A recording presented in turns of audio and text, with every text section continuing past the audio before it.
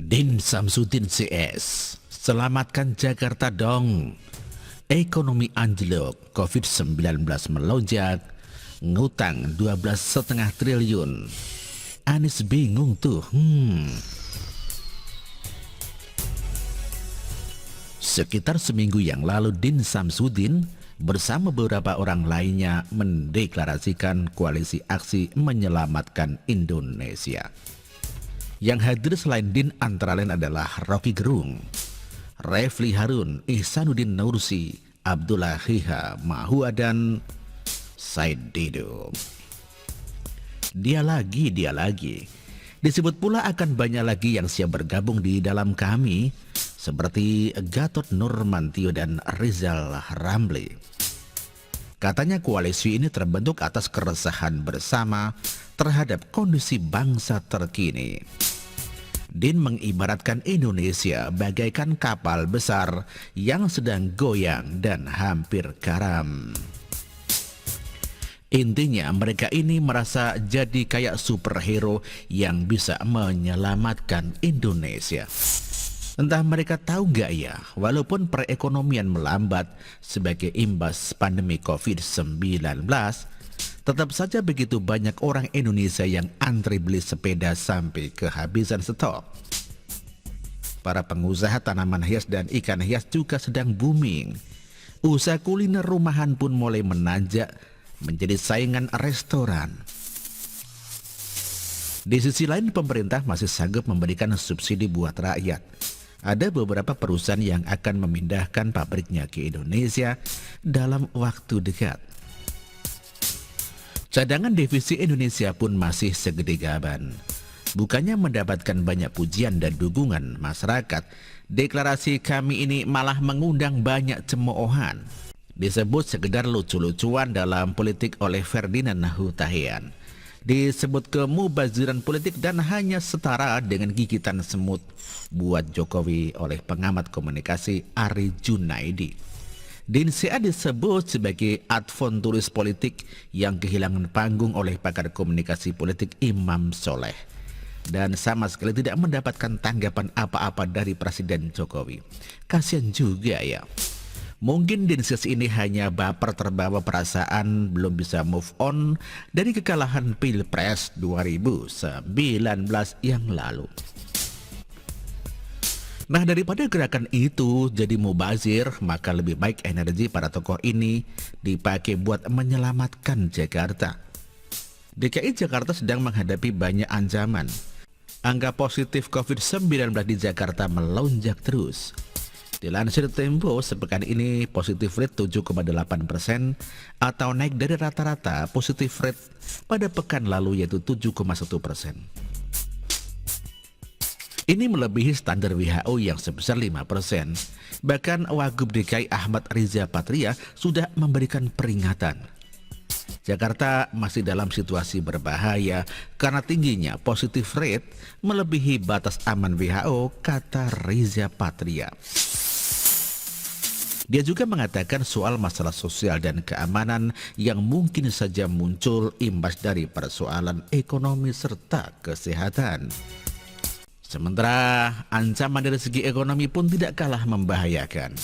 Perekonomian di DKI Jakarta turun menyentuh angka minus 8,22%. Ini sangat buruk. Lebih buruk dari ekonomi nasional yang berada di angka minus 5,32%. APBD DKI pun anjlok merosot hingga 50%.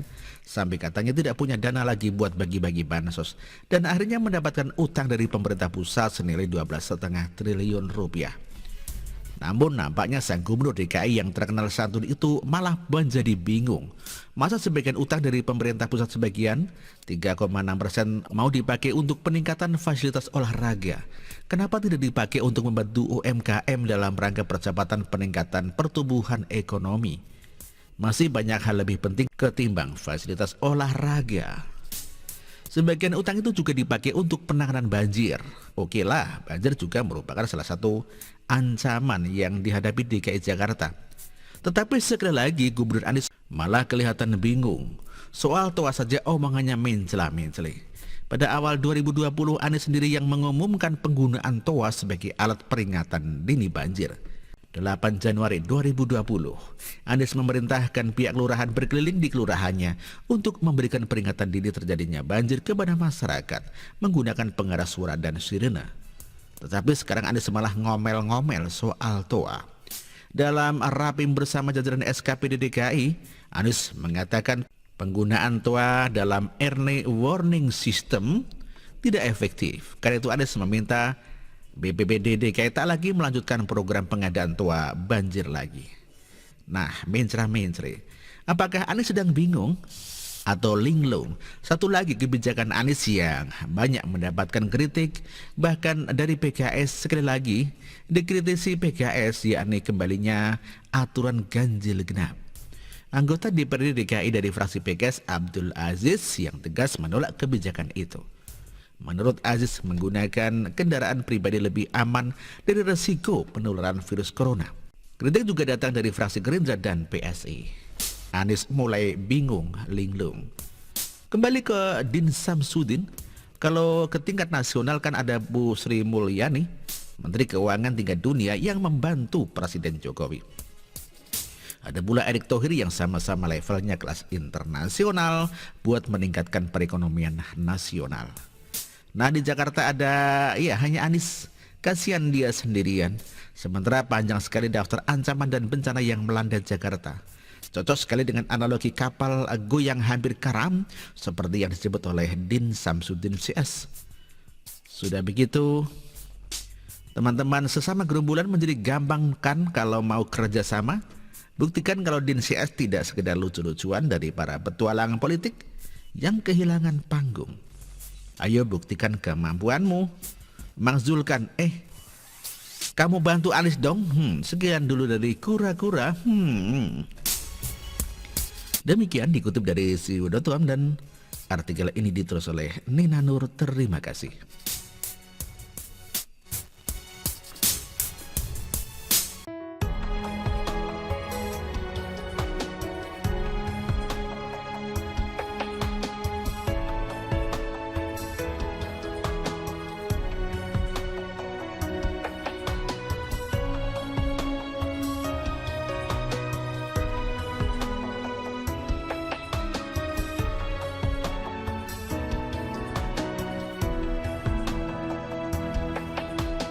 Bersih, jujur dan merakyat, berbuat demi masa depan kami. Sosok pemimpin tegas pemberani.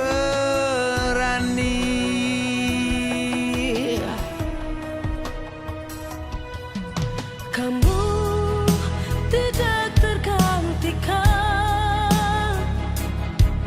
terbukti baktimu untuk negara Indonesia Timur bersuara.